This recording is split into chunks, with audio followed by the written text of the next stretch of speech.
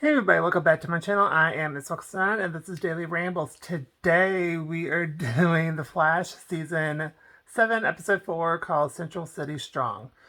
So start off with West Allen is having a little dinner date. It's like really done up, and then there's like a earthquake and multicolor lightning in the background. And the next morning they're at a construction site and the Flash gives an interview, and the interview was weird.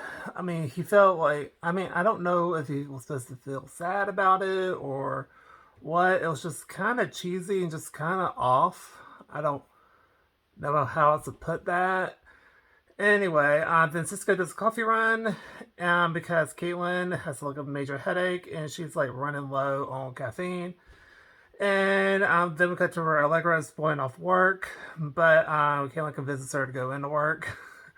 Because Iris is going really overboard. It's just like, we gotta attack everything. But, she's been gone 3 months, so the business is not doing that great. So they're trying to figure out a way to generate more revenue.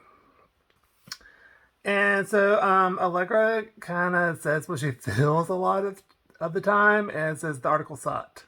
It was bad. Like, you don't talk about your experience in there. You only it's just very blah blah blah. So you need to make it more personalized and maybe do some interviews. And she'll say, okay. Then we cut to where and like she did show her experience. So then we cut to where Abra Kadabra, the magician from the 64th century, is back and blasts a guy with cars and shrunk a building. And then we cut to where Chester and Cisco are stumped the next morning, and then Barry's there to do his actual job, besides being the Flash. And basically, they know it's abracadabra because of the time traveling, because of the obelisk that they found, which was very heavy and shrunk down to like this. And like I said, he's a 64th century magician. And then we cut to where people are in the group talking about being in the Mirrorverse as like a support group. And Iris is there and tries to do an interview with two of the people, but she keeps deflecting, and because they ask her, "Are you okay?" And she's like, "Oh yeah, I'm fine." On second thought, I have a prior interview I kind of forgot about, so can we just reschedule this for later? And she kind of runs out of there. But you can see it in her face that she's like very upset and very just not all there. Then we cut to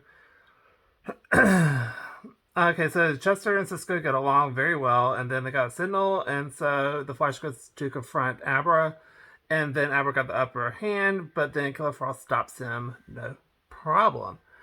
Then Argus gets Abracadabra, and Cisco deals with the weirdo guy who's like the person in charge of the information, who I'm pretty sure is an android, because it's very weird sounding. He sounded very like very methodical and monotone, and it was just straight up. He didn't get humor either.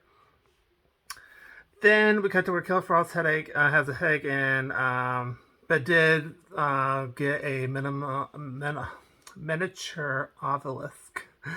And so Cisco says that she's fine because she asked him to do like a once over on her and just check and make sure she's actually okay. Then we cut to where they're going to investigate the the mini thing that he has with him. Then we cut to where Abracadabra escaped, and he's in a room and merges the. Well, sorry, I got ahead of myself. Then we cut to where Barry takes Iris to Monaco, some type of island, and she at first was like, I don't know, and then Barry's feeling guilty, so Iris agrees to go. And then they got the message about Abracadabra, so he goes to help, and he trapped him. So he created something to destroy the city, an antimatter explodey thing. I can't say the word. Can't do it. Then we cut to where Abracadabra escapes, and he's charging it, and it's at 47%, and they can't phase through because of the metal that's made out of. So Barry gets very mad and storms off. So Iris talks to him, and he basically just feels guilty about Mirror Iris and being tricked again and dealing with that whole fallout. So they kind of talk it out, and Iris lifts him up. Is like, it's not your fault. Like, Eva did really bad things, but you can always come through the other side. And it basically does a really good job. Then I cannot explain him that.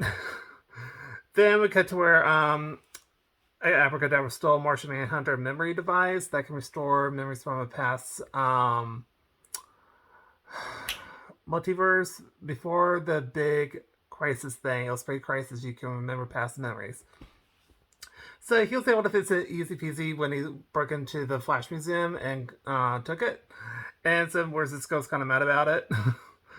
Then Flash confronts Abracadabra and found out that his family is gone. And then, like I said, about the Flash Museum in the future, then Flash tries to confront him again. It's like, look, I lost someone too. He was like a brother to me, talking about Oliver, which was, I think, the first time they actually talked about him, period, which I thought was really good.